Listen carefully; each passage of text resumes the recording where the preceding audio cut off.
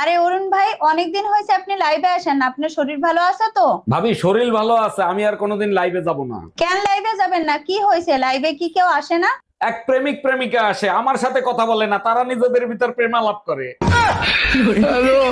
এই তুমি আবার কি নিয়ে গবেষণা করতেছো? কোন ভূত আবার মাথায় চাপলো? বিয়ার লাড্ডু খাইয়া মানুষ কেন পস্তায় সেটা নিয়েই গবেষণা করতেছি। এই নিয়ে গবেষণা করার কি আছে? আমার কাছে জিজ্ঞেস করতা, আমি বলে দিতাম। তাই নাকি? তোমার মাথায় তো গোবর ভরা, তুমি কি করে বলবা? তাইলে শুনো, বিয়ার লাড্ডু খাইয়া পস্তায় আশেপাশের রসগোল্লা দেখে।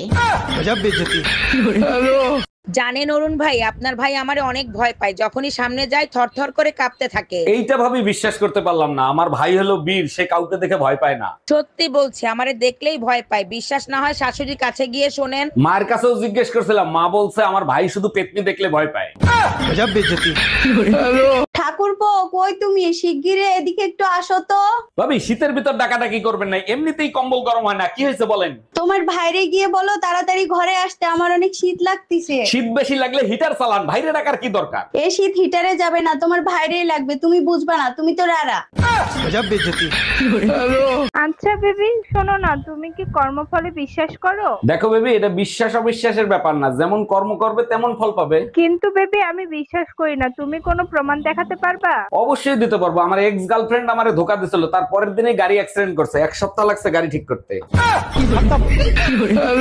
আচ্ছা অরুণ ভাই, স্বামী বুড়া হইছে সেটা স্বামী কিভাবে বুঝবে? আরে ভাবি, এটা তো সবাই জানে, ঘরের বউ সন্দেহ করা বন্ধ করে দিলে। অরুণ ভাই, প্রশ্নটা ভাবিরে কইরেন, ভাবি উত্তর দিয়ে দিবে। আমার বউর মাথায় গোবর ভরা, ও দিতে পারবে না, আপনি উত্তর দিয়ে দেন। এই শুনছো, আমার বান্ধবীরে বাসায় দিয়ে আসো, অনেক রাত হইছে, একা একা যাইতে পারবে না। অরুণ ভাই, উত্তর পাইছেন? হ্যালো হ্যালো, দুর্বল কাটে কাটে আসে, কিছু বোঝা যায় না। আরে কি হ্যালো হ্যালো করতেছো? কাইটা আবার ফোন দাও, দেখবা পরিষ্কার শুনতে পাবা। নেটওয়ার্ক যদি দুর্বল থাকে কাইটে ফোন দিলে কোনো লাভ আছে? অবশ্যই আছে, একমাত্র আমাদের দেশেই ফোন কাইটে আবার ফোন দিলে পরিষ্কার শোনা যায়। অরুণ ভাই, শুনলাম আপনি কিছু হইলেই নাকি ভাবিরে লাথি মারেন। ভাবি সব সময় তো মারি না, মাঝে মাঝে আপনার ভাবির উপকারের জন্য মারি। এইটা কেমন কথা বললেন? লাথি মারলে আবার কিরকম উপকার হয়? আপনার ভাবি বলছিল স্বামীর পায়ের তলে নাকি জান্নাত, তাই মাঝে মাঝে জান্নাতে পাঠাই। একটা বজ্জাত্রে বিয়ে করে নিজের চাকরানি বানায় রাখছি।